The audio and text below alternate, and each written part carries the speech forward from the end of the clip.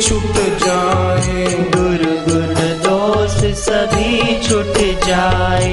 चमके भाग्य सितारा, इहलोक सुखी परलोक सुखी। चमके भाग्य सितारा, इहलोक सुखी परलोक सुखी। हरि ओम हरि ओम हरि ओम हरि ओम हरि ओम हरि ओम हरि ओम हरि ओम।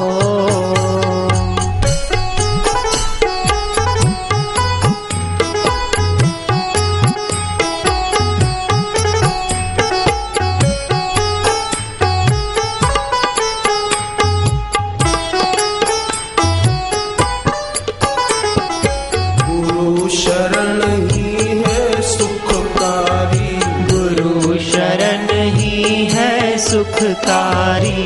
गुरु सम है न कोई हितकारी, गुरु सम है न कोई हितकारी। मन में जो इन्हें बिठाया, इहलोक सुखी परलोक सुखी।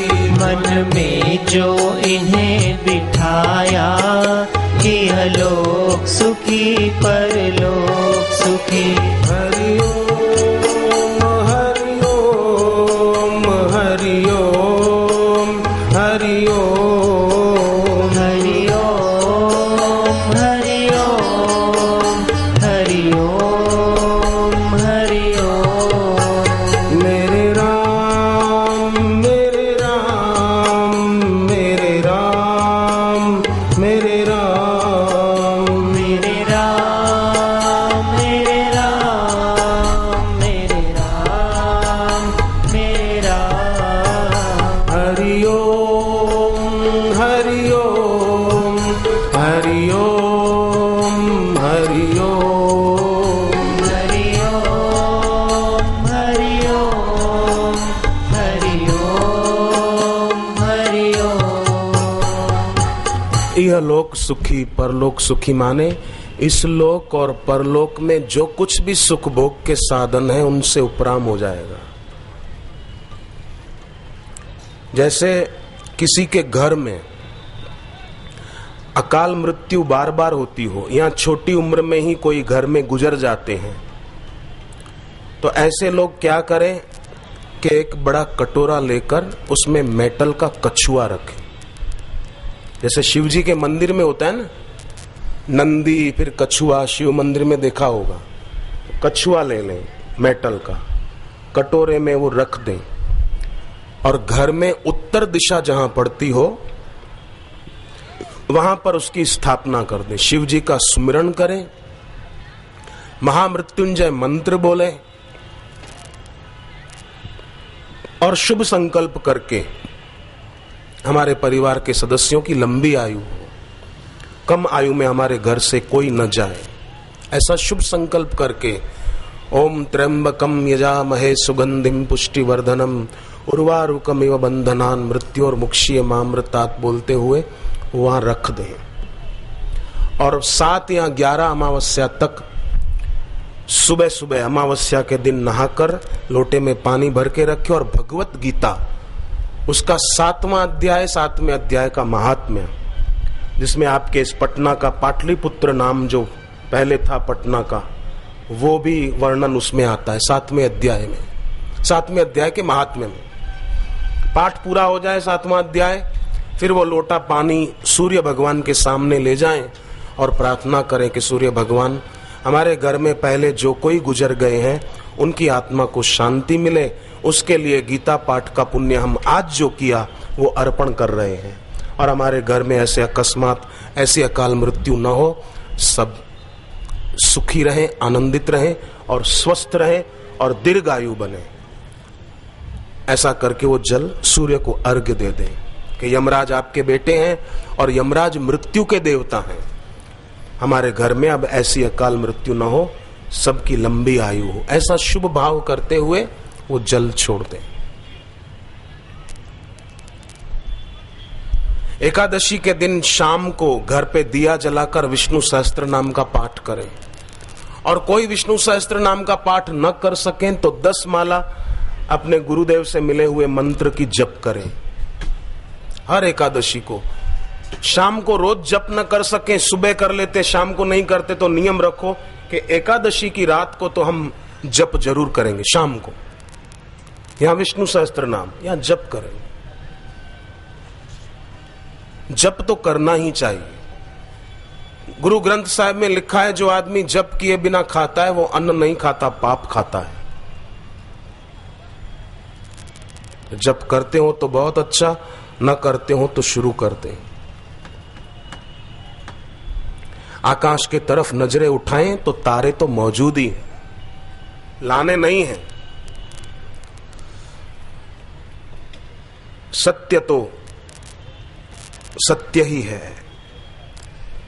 किनारे को कस के पकड़े रखे कोई नाव में बैठकर और सोचे कि मैं पार हो जाऊं, मैं पार हो जाऊं, मैं पार हो जाऊं। अरे किनारा छोड़, तो जल्दी पार होगा। लोग सोचते हैं किनारा तो छूटे नहीं और हम पार हो जाएं, माने मनमानी तो छोड़े नहीं और हम सुखी हो जाएं। भगवत गीता में बार बार अगर कुछ छोड़ने को भगवान ने कहा है तो मनमानी छोड़ने को कहा है।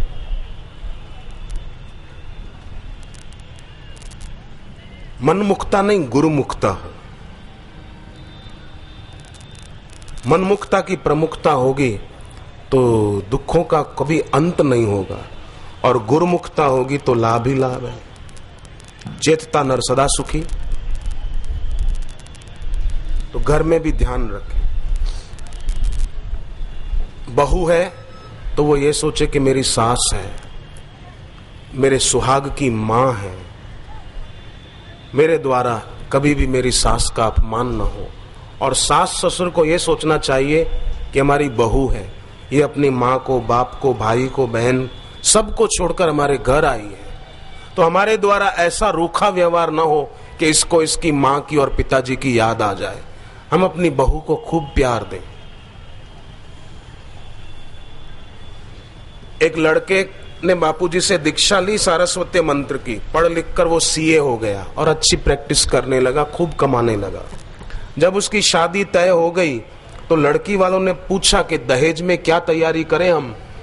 तो लड़के ने स्पष्ट कहा कि आप सब केवल बापूजी से भगवान के नाम की दीक्षा ले लो, मुझे दहेज में और कुछ भी नहीं चाहिए, एक पैसा भी नहीं चाहिए।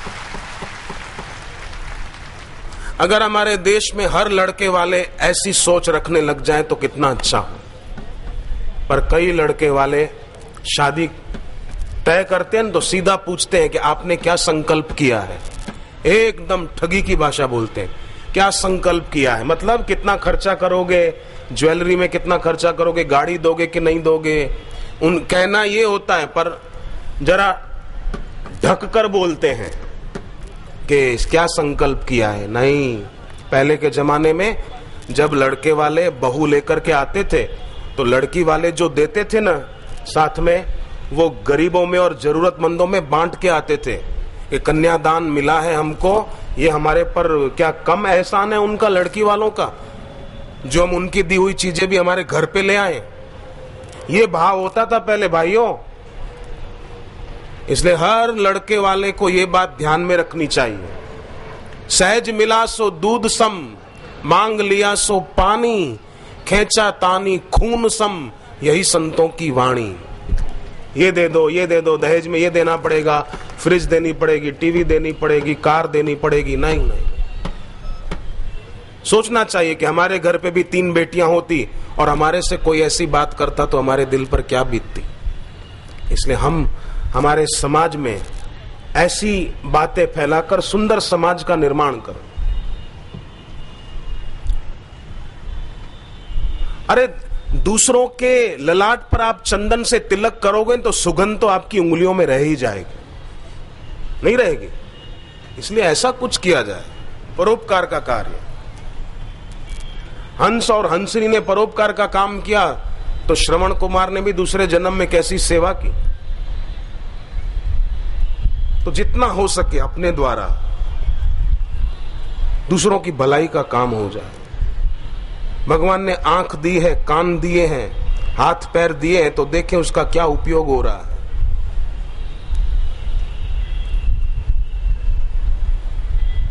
नयन मलिन पर नारी निरखी, तुलसीदास कहते हैं।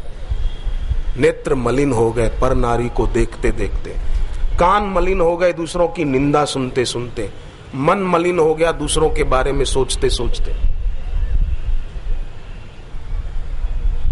इसलिए मेरा हृदय शुद्ध हो, मेरी भक्ति बढ़े, मेरी उपासना बढ़े, मेरा नाम जप बढ़े, मैं दीक्षा लूं। कई विद्यार्थी अमेरिका से सारस्वत मंत्र की दीक्षा लेने भारत आते हैं और बापूजी से दीक्षा लेकर जाते हैं तो वहां भी फर्स्ट आते हैं।